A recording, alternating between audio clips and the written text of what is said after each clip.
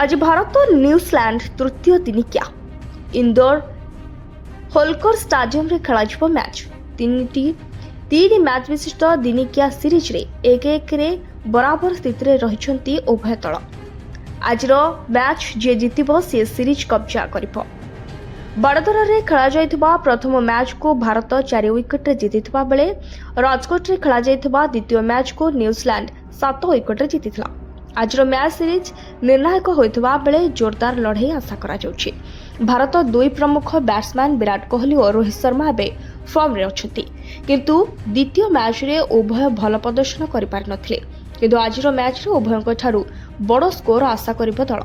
इंदौर रो Holkar stadium रे भारतीय दल एपर्यंत 7टी मैच खेलिछि और सबु मैच रे विजय हासिल करछि। इंदौर रे भारतर रेकर्ड अपराजय 7-0 रहिछि। ए स्टाडियम रे शेष मैच 2023 रे खेला जायतिला, जोंथरे भारत ऑस्ट्रेलिया को 69 रन रे परास्त करथिला। ब्यूरो रिपोर्ट, सीधा संवाद।